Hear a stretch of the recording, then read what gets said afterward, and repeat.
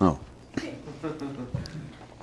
When it was announced that the twit doctor will see you now, some of those in the waiting room were unclear as to whether it meant that a physician who himself was a twit was, or that a doctor who specialized in treating twits was now available.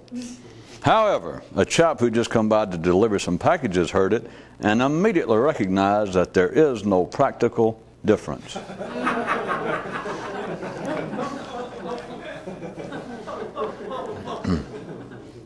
You see, within a closed system, this is how the mind can make apparently valid criticism of non-aligned consciousness, and treatments and ills are interchangeable. One man finally thought, to ever get anywhere with this, I'm eventually going to have to leave town. Sometime later, a viewer wrote to ask, is this why a real mystic never has to leave home? Because he don't know where he lives to begin with? Contrary to popular belief, a snake rattles so that it knows where it is. Humans accomplish the same thing with their mind.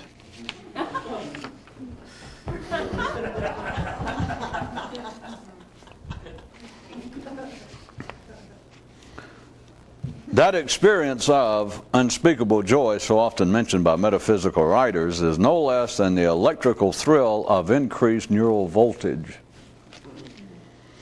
El facto sans humidifier. No one wants to actually know what's going on at the expense of what they already know. One man told his poetically inclined nephew, if you think nature's heartless, where do you get a good look at consciousness? When it came to be or not to be, one guy said he believed he'd just pass. A legend among one ancient theatrical group says that just before a man enters into the mystical state of enlightenment, he thinks, who's that with their hand in the hole in my back? Trees envy ventriloquist dummies for their ability to speak. What's your excuse? Civilization, the collective life of man, becomes increasingly complex to compensate for the individual not having to do so. The sign by the swimming pool read, men aren't living life, life is living life and taking men along for the ride. And now, about the news. One man said he'd pay more attention to the news if they'd ever report anything new. No one can entertain a sentence without end, nor the mystical without a structure. One day, while hanging out with his reflection, one guy said to it, the older you get, the worse your eyesight wants to become. And it replied, then we'll go see an optometrist. And he said, no, you don't get it. Somewhere sits a man who ponders, if consciousness is electrochemical, then increased consciousness is being more electrochemicalized. Now time for another distinction. The ordinary live their mental life out in public.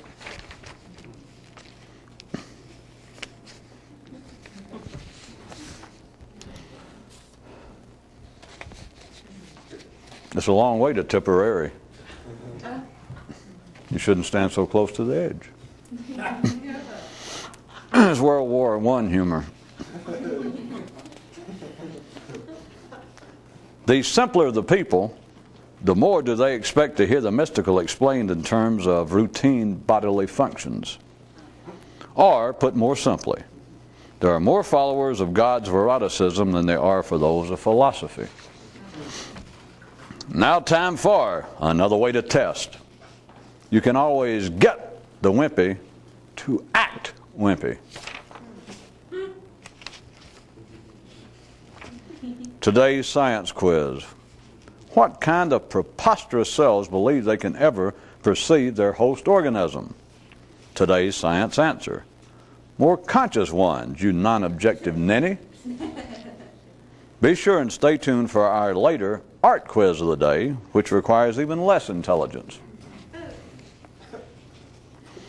One man was his own best friend, but even with that, says he, things still ain't looking or going so good. And just as the viewer was prepared to say that he almost got that one, a voice rang out, ready on the right, ready on the left, ready to fire down the middle of the range. And whammo, off went the neural ignition, right on time, right on target.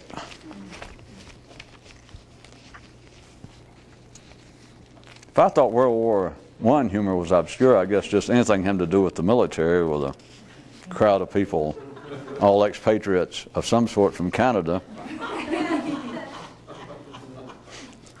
I guess I was expecting a lot.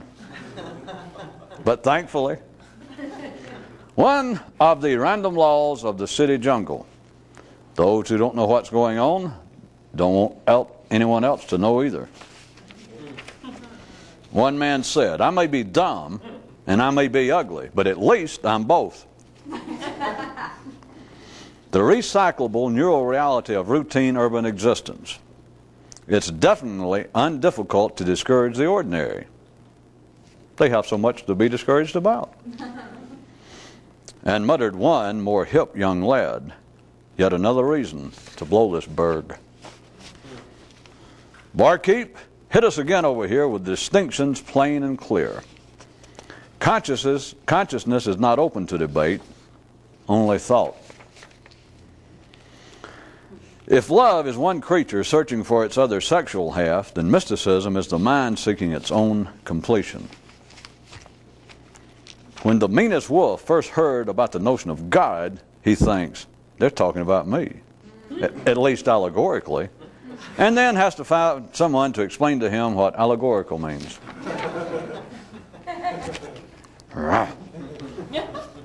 Another way to determine how little you understand is if you still wonder if others understand more than you do.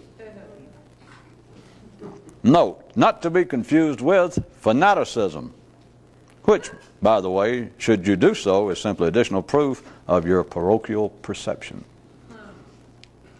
Further proof how dumb you are. Okay, just for fun, I'll give you another distinction. A fanatic thinks that he alone is correct in his beliefs, while the more conscious knows that no one is. Save yourself the worry. All great art is mystical, regardless of the artist's intention. The recipe. Take all you know, turn it upside down, shake it, bake it, eat it, forget it, and go on to something new. A viewer writes, sometimes I don't understand what you're talking about less than others. Is this a type of progress, yours, etc.? Now an excerpt from The Secret Person's Secret Handbook. Anything you really know, nobody taught you. Hormones have no regrets, but try telling that to their captor's verbal memory. Definitive identifications from the body politic. Priest, those proclaiming that things will get worse. Kings, those in charge of making things worse. Philosophers, those attempting to make sense of the above. And finally, mystics, about whom I have nothing relative to say at this time.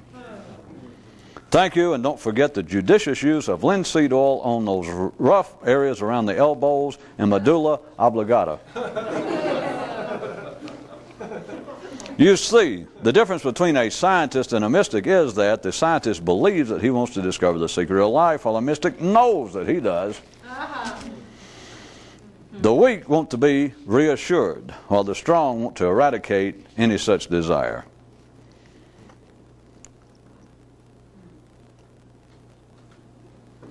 After an apparently appropriate length of time had elapsed, a viewer wrote, may I assume the possibility that this was meant at a level higher than the merely literal and physical?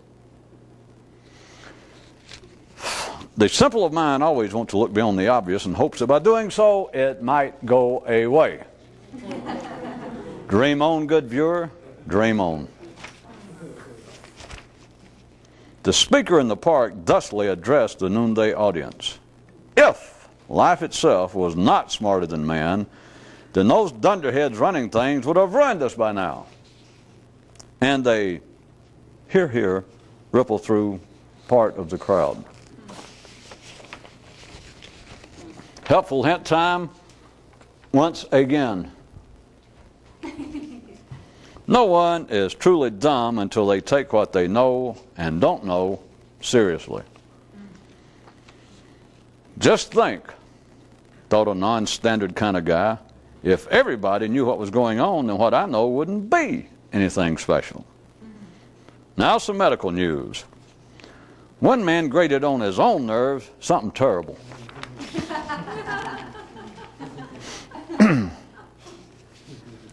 Technical medical talk, something terrible. Why there is no conclusive checkmate. If you don't know the origins of the board, you can't quit playing the game. If man did not believe his life was more than hormones, it would not be so. More facts that are unprovable, and even if they were, would be of no one's concern. The life of the more conscious is like a fable without a moral. The inanimate envy the animate. Thus the mind's attitude toward expanded consciousness, which is always more vital and alive.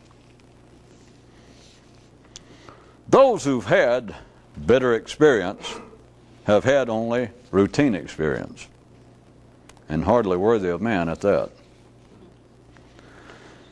Now back to our kitchen for yet another scientific analysis of a certain all-too-human foodstuff. The bitterness in your life is determined by the limits of your perception. Theatrics time. Mommy, is this why mystics always mix up their meals by a window? Yes, son, at least at those times when they can't seem to be one. Wow, Mommy, I believe one of those loaded cream puffs I eat is about ready to go off. Well, that's great, son. That's really nice. Now, finally, this. Mythology, the etiquette of its proper consumption. To understand a myth fully, you must first slay its hero. Or at least send him out of town permanently.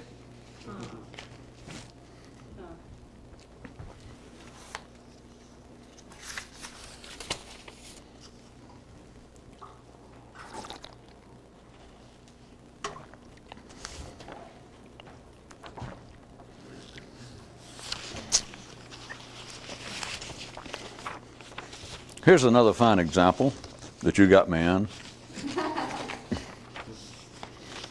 See, I had a request to work in Laurel and Hardy, and nobody believed I could do it. Another fine example of the electrochemical operations of the mind, how everything seems to be either one way or another way, and why anything that's not one way or the other way is extremely difficult to sell.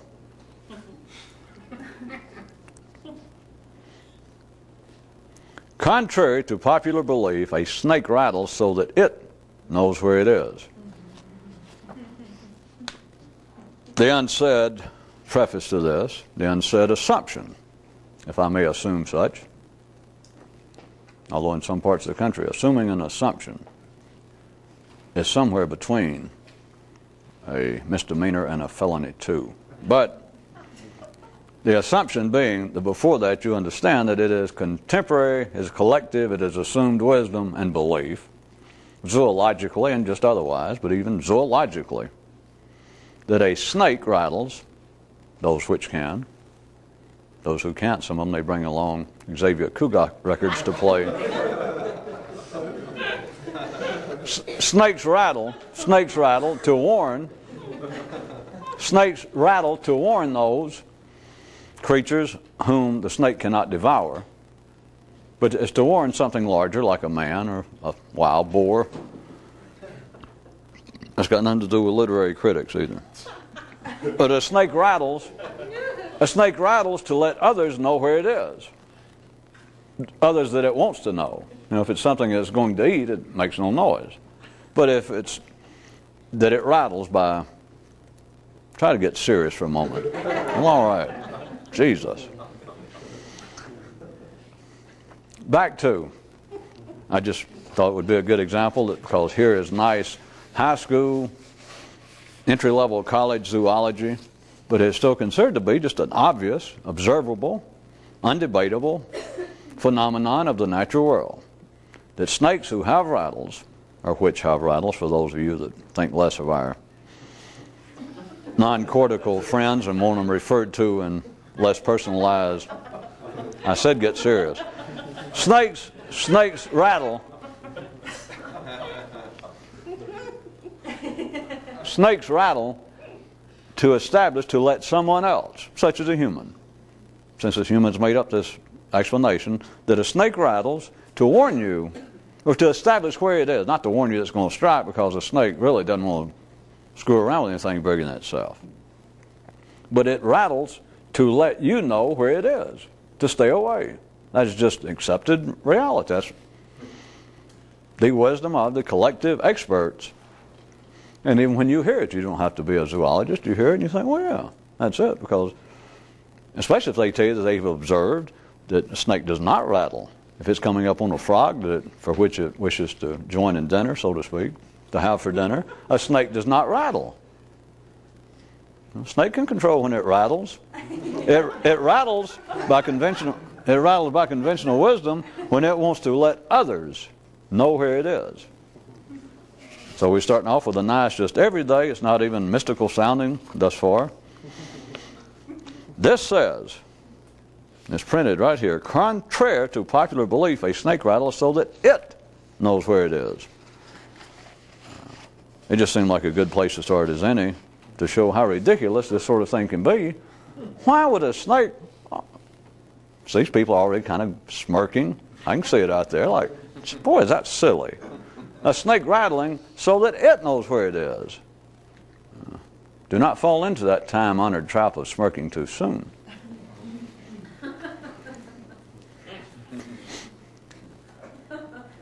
A snake rattles to let it, so that it knows where it is.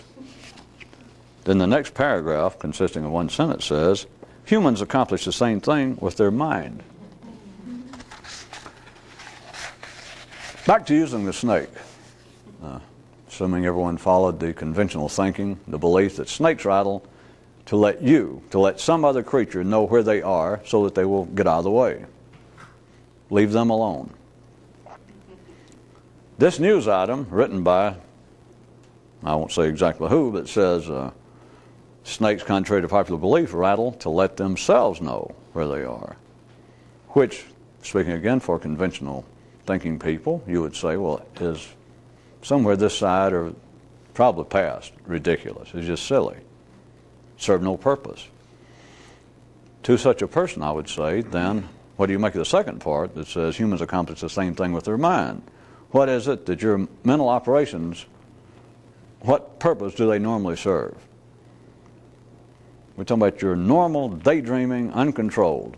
If it's not down to very ephemeral, specific items, which are normally the passing of direct information. Other than that, such as somebody comes up and says, by the way, we're supposed to shoot a man named Fred Q. Swartz. Is that your name? And you go, suddenly, your consciousness is just brought to a very precise head, and you go, no, it's not. You've got the wrong fella.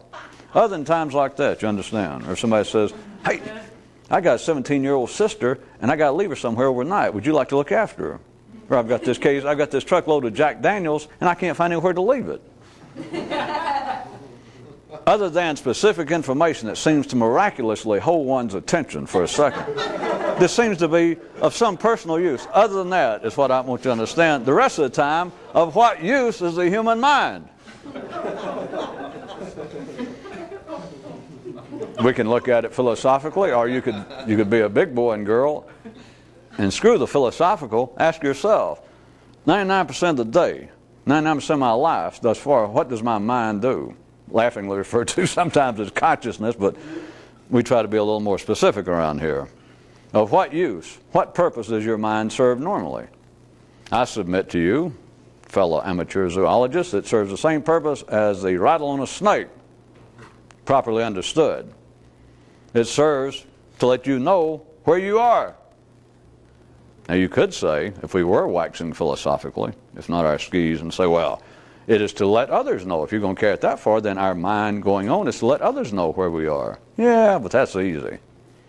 That's too simple. I could have conjured up an overnight immediate school of philosophy or psychology or even a mystical tradition based upon the fact that one's mind acts as a rattle on a snake to let everyone know where you are.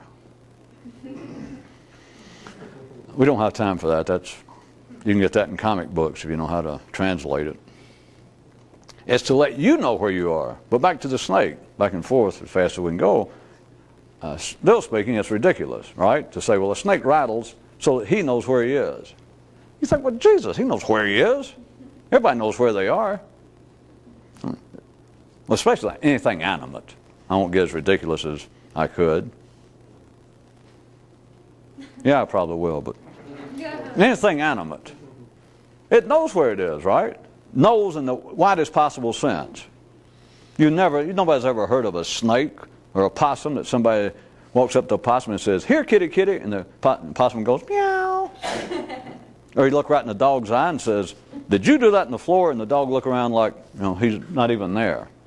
Of course, some dogs try that. But the point is, it being ridiculous to say that a sentient creature, well, that covers it. A sentient creature knows, in some sense, that it's there. If it did not, it would not be sentient. It would not move. It would not react to the environment. So it knows where it is, because you can go up to a worm and punch it with a stick, and the worm will try to get away. It knows where it is. It knows that that's it. Now, it can't talk. We're dealing with a hormonal, just a bio-survival level, but it knows where it is. Then you would say, if you were ordinary, you'd say, all right, I can go for that. But a man's mind, what does that have to do with establishing where he is?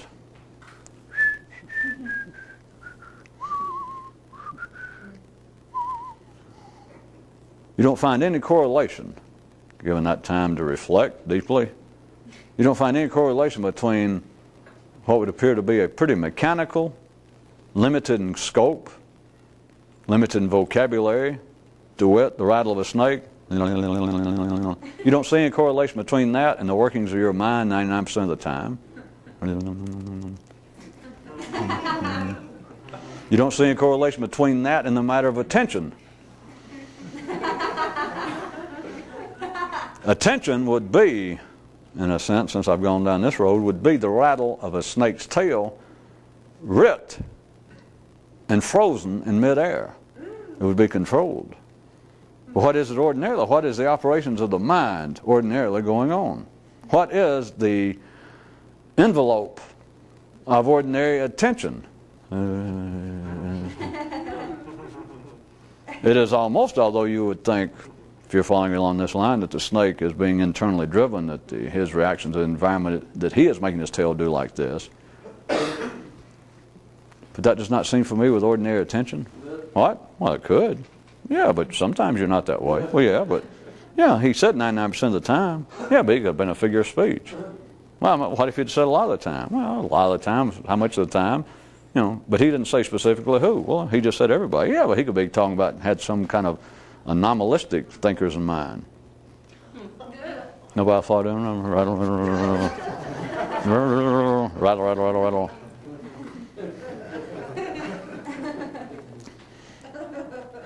Now, it would not do if we had people who were outside the mainstream of the parade. That is, people who are not ordinary middle class, sane men and women. But if we had them and asked them, in other words, somebody just by ordinary definition who is not psychotic, just somebody who is ordinarily sane by the collective definition at their time and place.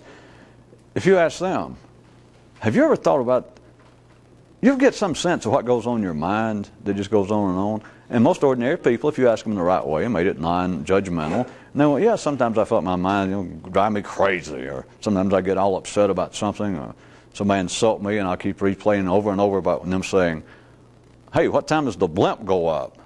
Or, hold on to those clothes, they'll come back in style. Some insult, and I keep replaying it, and my mind goes on and on and on and on. And I said, well, that kind of noise, do you see any similarity between that and a rattlesnake going, rrr? Yeah, except what I think about, at least a human has got to be of some more significance. All right, should we spell, instead of saying rattle, rattle, rattle, maybe I should make it rattle, rattle, rattle, two different words. Rattle, plattle, but it's still... See, a snake doesn't have two lobes to his so-called brain, and so he has to do it with his tail. But man, being the superior creature that we are, plus you got to notice we've already got the brain power to make weapons. We do not physically have to warn every creature on this planet to stay out of our way. Most of them now have got enough sense. And suppose also zoologists have found out, I don't want to go into it, but that humans, even to carnivorous large beasts like lions and tigers, humans seem to have an unsavory, an unattractive aroma. The point being that humans, if you notice, do not have to protect themselves from any other large creatures other than their family.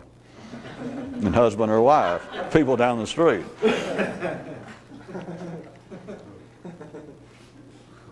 The rattle, rattle is a protection against what?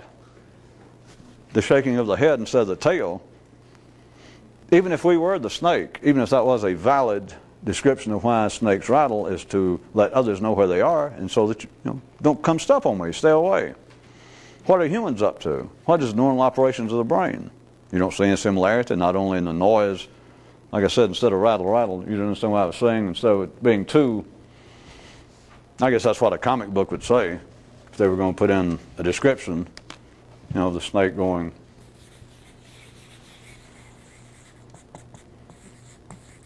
I should be a little more, instead of rattle, rattle, let's make it rattle. So it sounds like two different things, but the two different things being quite. That look familiar to anybody?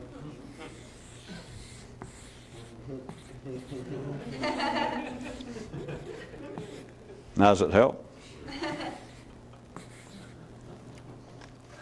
That there is the exercise, there is the realization in some form of polarized energy. In the snake's case, it is rattle, plattle, rattle, plattle, rattle, plattle. And in humans, it is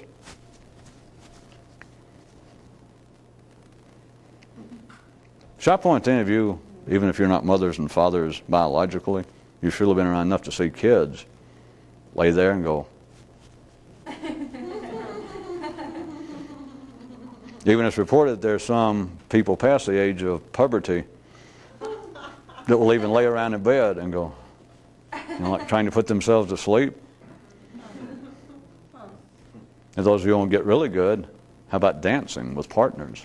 But back to serious matters. It would appear to be on the surface silly to say that a snake rattles for any other reason than's already been established. That seems to quite adequately cover it. But then to go past that and to say, well, they rattle to establish, to let them, the snake rattles to let itself know where it is just beyond, it's hardly worth discussing. It's so silly. You have operating at the other end of the body, instead of the tail, you have operating with humans, the mind rattling, and it's to let you know where you are.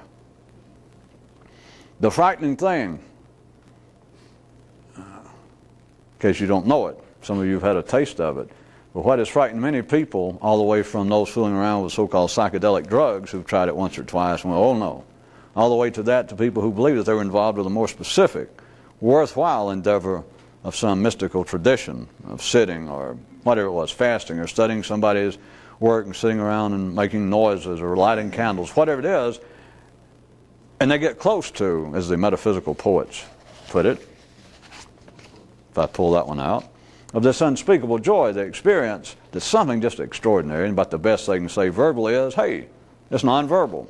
About the best they can describe it is saying, hey, I can't describe it. But it's a great term in English, the unspeakable joy, which I was describing for in electrochemical terms, which sounds a little bit better than a snake's rattle, just the other end. But the metaphysical poets, them trying to describe this experience, there have been many people who believe that they were indeed involved with the struggle to experience it, and all they got to do is get a little close, and it, as they used to say in some Buddhist schools, scares the piss out of them. And in a sense it should. That is part of the fail-safe mechanism of life keeping itself balanced, of life keeping the parade on schedule in the middle of the street without too many people going awry internally, because it is frightening. And it's frightening, which is simply a word, but it's frightening, that is the word most commonly used, or would be used if people described it, because what they feel is though, I am about to go somewhere totally unknown. I'm about to leave town, and I don't know what's outside the city limits. It is then that many people, if they have the ability and the weather's just right, they back off. That's a nice way of putting it, like they had the ability to do so. But they either backed off, something happened, because if you do hesitate at that last minute, life is a little more protective of itself neurally than it is physically. Because physically, all you got to do is get off balance on the edge of a cliff or a board, diving board, and you're done for. I mean, you're going over. You can't change your mind past a certain point. Neurally, comparably speaking, you almost can. You can almost go too far and go, well, no. Life seems to have a longer reach at the back of your shirt, neurally, than it does physically. It'll let you, no. Which is why it is not as morbific to go crazy as it is to have prostate cancer. I hate to give you the blues, but you can get psychotic. As a bingo parlor owner or an attorney without a suit, you can go crazy and still live, probably 70 or 80 years. Whereas with many kinds of cancers and other various physical ills, you're prone to go visit Elvis a lot sooner. You can be crazy and still live out a nice, full, chronological life is the point. Life will let that go. Whereas if you die physically, you're sort of, I think they call it dead. But whereas up here you can be almost unfunctioning and still live. The extreme example, of course, being forms of brain traumas from accidents, and you live there in a vegetative state for another 30 or 40 years and not necessarily on life support systems. In many cases, people just lay there and they're unconscious for the next 40 years. And they lay there in bed. Because sometimes it's hard to tell the difference between them and a French horn player, but little musician joke, but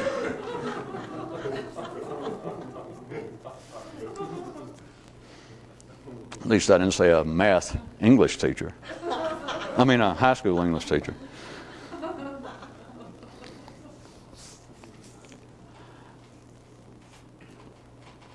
There is a kind of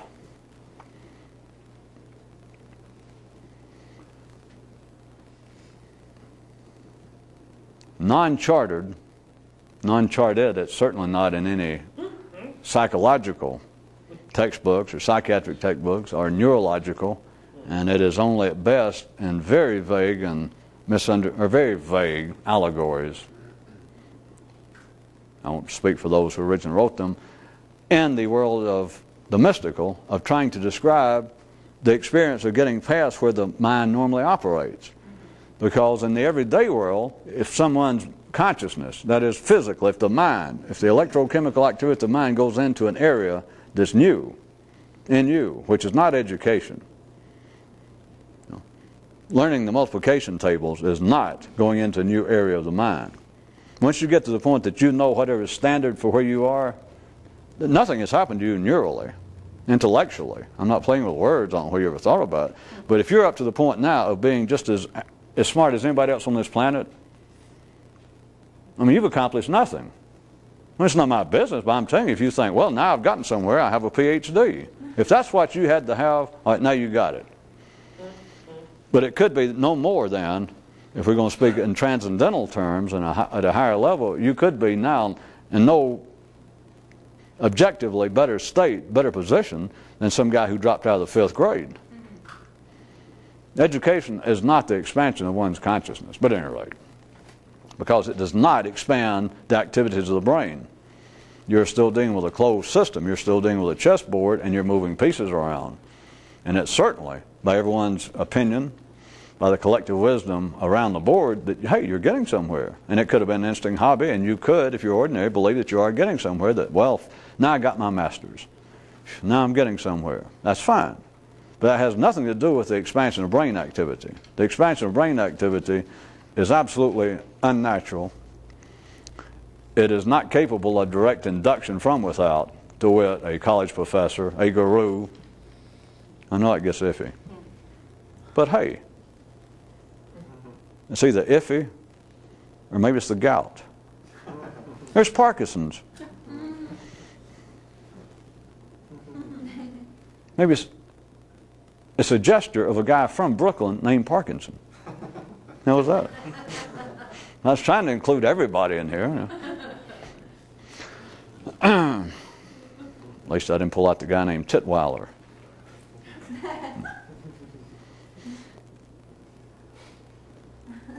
The expansion inside of one's own brain is an electrochemical activity. That is what the mystical experience is what any increase in one's consciousness is, no matter what it's called. And there is no preparation for it externally. There is no normal way in which to tell a man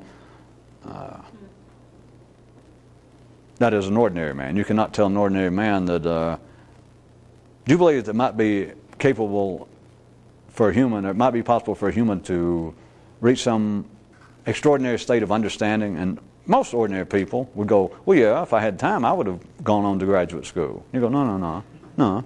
Because that's at first what they think, well, yeah, I try to read a lot, or I wish I had more time to study. You go, no, not collecting new information, which is, we're not attacking that, you'd say. We're not, but it's internally, the brain itself. The juices, the electrochemical juices, where you are conscious in your brain, goes over into a new area. It goes from whatever city you were born in, to use my own terms. Wherever the city is that you are now living, as you go outside that. Even if a person heard the theory and went, well, yeah, I've heard about stuff like that. There is no way to, quote, directly teach it. To directly go, well, go over there. Now that is exactly, of course, what all religion at a cruder level and the so-called attempts at mystical systems and traditions attempt to do more specifically, is to say, go over there. But see, that is not a focusing of one's attention, remember. That is a refocus. As long as you continue to move the pieces around on the board and you don't understand the origins of the board and the game, you can't ever quit the game. You can't get off the board. You can't go anywhere else. You'll keep moving the pieces around. And quite likely, if you are in some way relatively sane, you do have the distinct impression that you're getting somewhere. You're supposed to. To feel otherwise would be psychotic. To be otherwise would be, at least intellectually, suicidal. You'd be doing that which you would be convinced on your own is wasting your time. So there's the feeling that, yes, I'm getting somewhere. The getting of somewhere has to be off the board, to use my own analogy. Remember, I was giving you the whole idea of human consciousness could be seen as a board game. More specifically, the whole idea, the whole concept that I want to learn something deep. I want to learn something that is indeed transcendental. Easily put, the secret of life. Scientists believe it. Theologians believe it. Would-be mystics believe that, yes, that is the point of life from varying views. But they still believe that I am going to change around the information. They call it expand the information. We're getting in new data. We have better technology. We have more equipment to observe the universe. The religious people, well, they take their best shot since they don't have any theology. Well, we're getting better candles. We have better communal wine. They're still moving around information. They're still moving around in the same area in which they live in the city. They are still living amongst the collective. And if you do not know any more than everyone else does, you don't know anything. And you can be a leading expert in your field, but you don't know anything. Consciousness is not change. There is that fear that you're going to step over. I'm not attempting to make more out of this than there is, because if that sort of thing scares you off, then it's tough shit. You're a wimp to start with.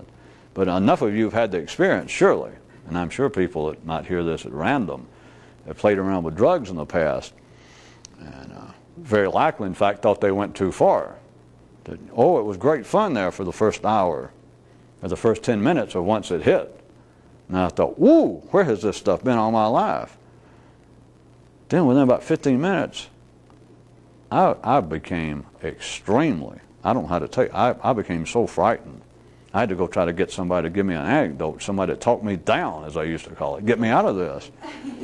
And it was not that whatever was going on, forget the story, I'm not even going to bring up the story, you've all heard them or had your own, that you believed that suddenly the wallpaper was talking to you. You know, all that was not it. If it was truly a psychedelic drug, if it was truly something working on the mind and other things can happen, beyond drugs, I was giving you an easy way to start to look at it and try to recall it. The fear is you don't know what's happening. Now, it could be described, well, I don't know where my mind was going. That's getting close.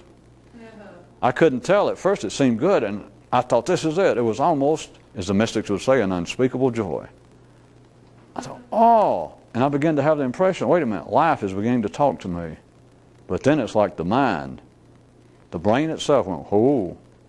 And then it said things, no, it's not the mind talking to you. It's that green carpet on the floor. And you and your mind both understood, this will never do. No, no, no. Life, to say the obvious, life doesn't pay me for this, but life do know how to look after itself. Now back, believe it or not, to the wonderful world of reptiles. So you think it's ridiculous that a snake, for me to say that a snake, contrary to popular belief, rattles to let itself know where it is. People continue to think the same things over and over, having no choice. It has to do with the time and the place, which has no relevance to you personally. It is simply wherever the collective is at the time, where the parade of life is. Wherever that is, everyone rattles. The humans walking next to you are continually rattling. And at first you may think, well, they're trying to impress me, which has been an old attack, even pseudo-mystically, that everyone is trying to blow their own horn. People are too vain. People are always so pushy, wanting you to be impressed by them. Yeah. So are wolves. What the hell? Since when do you think you're better than wolves? Well, don't answer. But there you walk among life, and everyone else is rattling. And it's not only to get your attention, which is part of it. It's to rattle, and you look around, and who is rattling, they're holding up. And it's not just the plain rattle. You could hear it. But it was the sound of onion skin. That is, he's rattling now. My PhD, my doctoral degree, woo. Or he's rattling, it turns out it's money. I got a raise. I just sold my business. Or I just sold a new piece of property, $50,000 overnight. That kind of thing. Or look, how great I am. It's that thing in the parade of trying to show other people to rattle. Hey, kind of be frightened, be impressed. That's the easy one. The other one I'm pointing out to you is the human mind itself stays at a certain frequency. To go back and use the parallel of the sound of a rattle, it stays at the same frequency, and it's the people in the parade to help establish where they are. It is like a continual attempt. For those of you that didn't like it, screw you. I'll do it again. For those of you that didn't like it, as I point out, that you almost, this was being sarcastic, same as me saying screw you. Well, I certainly didn't mean that. Theatrical sarcasm. Dramatic sardonicism.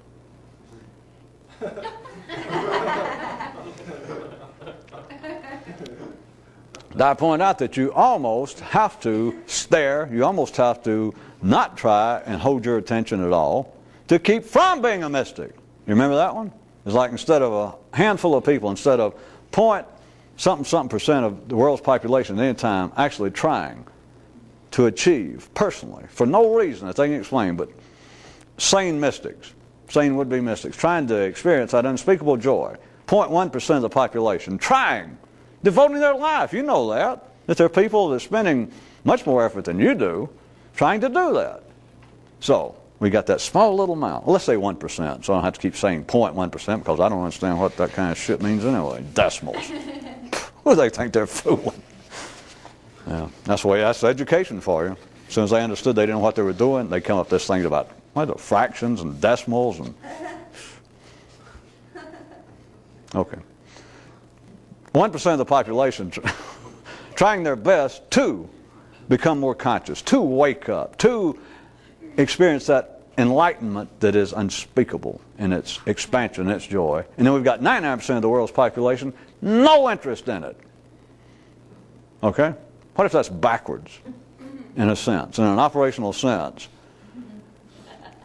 That you have to go ahead and just try your best to blind yourself and go, yeah, I want to get rich. Yeah, I want everybody to be impressed and frightened by me. You have to stay in the 99% and live a fairly, 65 years like going crazy, like wasting your time doing stuff like this. And everybody thinking, God, are you weird? And seeing your aunt once every 10 years at family reunions, and she says, are you still reading all those spooky books and dressing up like a ninja or whatever it is you're doing? You have to go, oh no. What if those 99% are having to put forth effort, that you must put forth that kind of effort that seems, from the 1% view, to be a Philistine waste of time, that they're actually having to put forth that effort to keep from being like the other 1%, that they understand, that they understand the myth I gave you, the original myth, that everyone comes past the line, and right there, right after creation, you got just a split second. You're coming down the assembly line between the other Ken and Barbies, and here it comes, and you stop for 1 second, like quality control. And instead of a paid hourly employee there on the assembly line, production line is life. And you got 1 split second, and you and life stare each other dead in the eye. What if almost everybody, fully understands right then what life's about? And life wants 99% of them to be like they are. And that 99% realize, wait a minute, I know what's expected, and so they look off. See, as opposed to the original, I'm sure the way you took the story, the way I originally told it, like most everybody looks off. A few don't. Ha-ha! Our kind of people. But what if the 99%, they realize all this and they go, no, I ain't going to spend 70. It's bad enough, I realize now, I'm going out the door here and got to go out and live a life. And just this fast, and they understand what the 1% is going to be putting up with, and they go, no. And they look off. And that's when life approves, like, you did good. You wimp. It's known in mystical circles as being intellectually pussy-whipped. For those of you who've really been around. Maybe we should put out a metaphysical dictionary. Then again, perhaps not. That's one reason that Sears and Roebuck cut out their catalog. It was no longer needed in more rural areas of the world. Now that Georgia Pacific and other companies provide the similar service.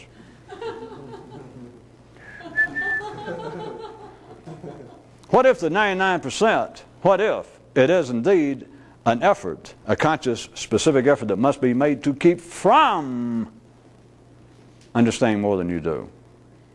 That other people, without knowing it, understand, if I knew more than I did, I'd simply be more upset. I mean, I'm upset enough as it is now. Say ordinary people. And if you don't believe it, look at them. I'm talking about the ordinary. They're upset. They're the ones that take life seriously. They're upset. They're the drunks. They're everybody. They run the world. The world runs over them. They're everybody. Everywhere you look, there's the ordinary. And they're upset. What if they understand, wait a minute, yeah, I'm upset, but at least I ain't as upset as you, because if I hadn't looked away, if I hadn't got all involved with this other parts of what's going on here in life, all this other stuff, I'd be really upset. Now back to the wonderful world of what? Comedy? Reptiles. Boy, what a short memory. Cold-blooded humor, which is the world of reptiles. Objective humor, by the way, does no good. You cannot take it out in the morning and lay it on a hot rock. It will not warm up. Not unless it's wimp humor. How about what if the rattle with ordinary people is, it helps keep them distracted. It helps keeps them hypnotized. It is the snake, contrary to popular belief, trying to tell others where it is trying to tell itself where it is. Why do you talk about yourself? Even if you get to the point of which I guess is some improvement, that you can cut down on the overt flapping of the tongue and talking about yourself. What does your mind normally do when left to its own devices? Rattle, rattle, rattle, rattle, rattle. And what's it rattling about? Oh, I don't know. Should we guess? I mean, what is this? 10,001 questions? What does the ordinary mind rattle on about? Wow. Of course, it gets mildly interesting for 30 seconds. An ordinary person could hear that and go, I know what you're insinuating, but that's not true. Because a lot of times I think about other people. A lot of the time.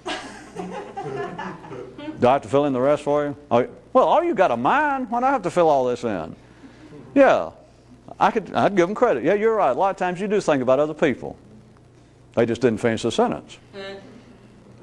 I think about wondering what they think about me. I think about, I wonder what they're saying about me now. Yeah, right. Wonder if they fear me enough. Wonder if they respect me enough. Yeah. It's rattle, rattle, rattle. What if you had to? Getting a little more specific.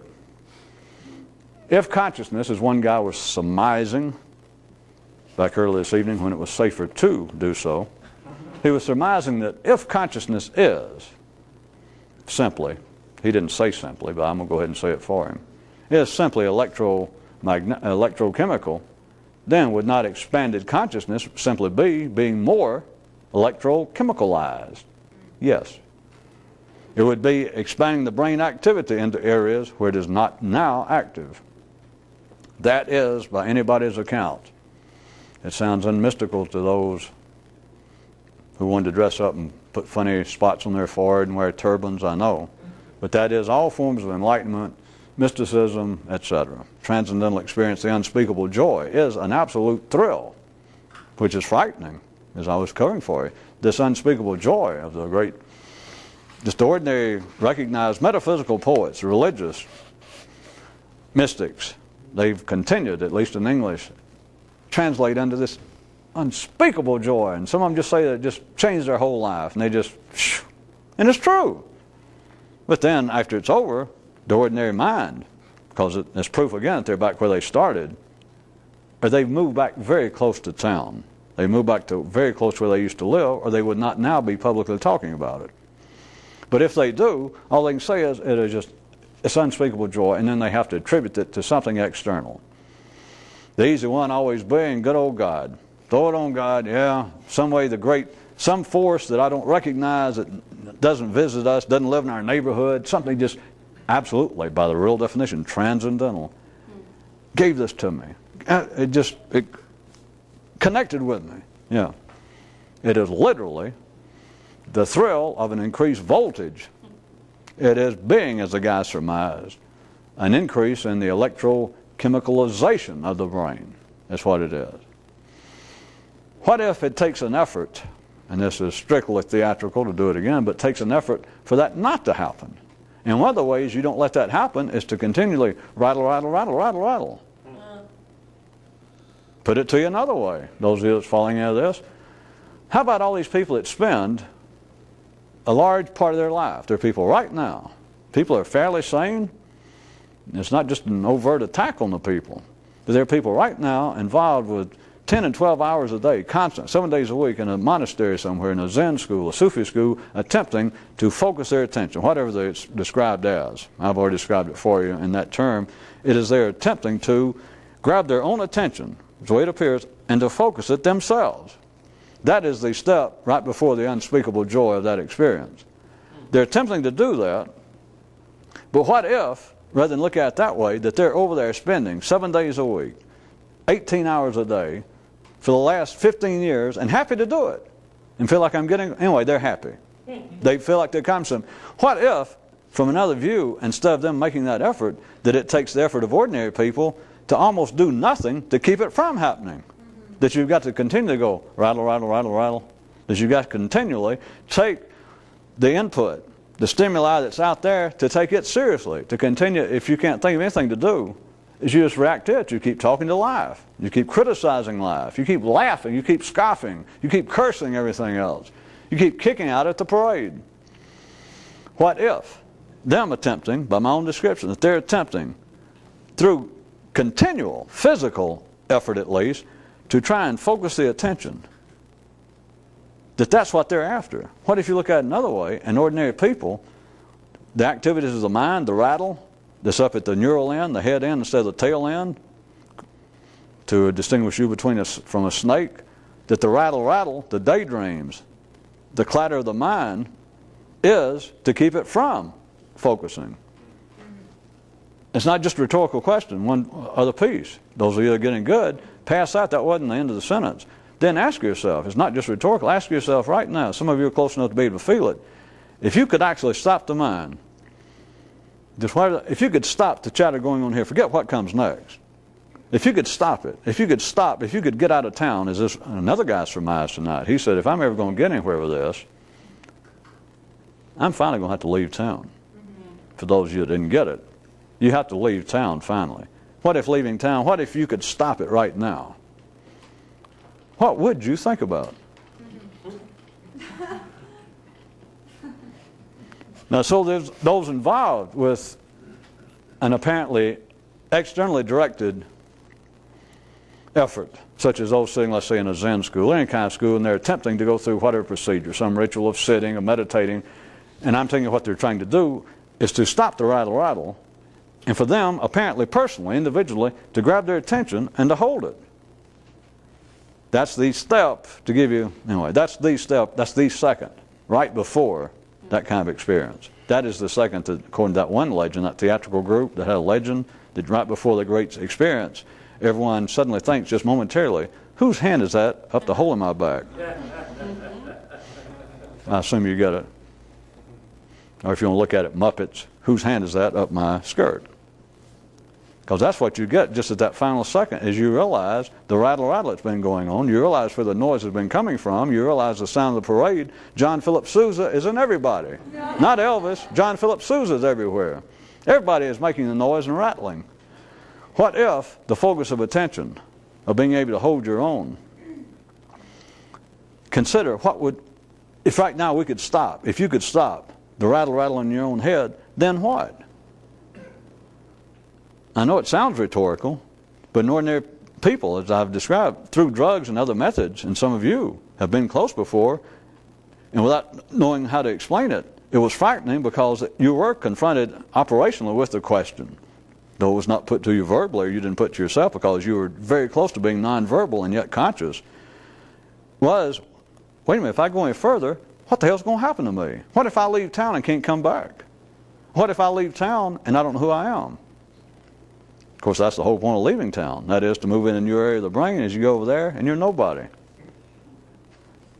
And many bodies, that is ordinary people, sane people, can even hear that and they go, well, wait a minute, let's don't be too hasty. Which is one of the built-in safeguards of mystical tradition. They're never too hasty. I mean, that's why they're warned, well, yes, you can come join us here, but hell, the head monk's been sitting and meditating for 40 years and he's still not conscious. So, that's what you're faced with. And yet, when it gets close, it's like, wait a minute, this is going too fast. But that's the thrill, is you have increased the voltage. You have moved the electrochemical activity into areas the areas do not spatially or temporally exist right here and now. That's why they're unspeakable. But as long as you keep rattling, to end on a positive reptilian note, for all you people who love the outdoors, keep rattling, and at least you're all right. Just keep on rattling. Plus you can think, wait a minute, maybe that won't work. See, there you go. Do you mean that literally? Well, and then you can think, well, man, that has got to be an allegory. Now that sounds familiar? Well, I hate to ruin everybody's life. to think about all the wonderful, scintillating conversation, all the great thoughts, the debates, the philosophical, religious, political, economic, social debates in the world, all the great pros and cons, being able to read the great books of the Western world and the great books of the Southwestern world. And what if you suddenly realize that it's rattle, rattle, rattle, rattle?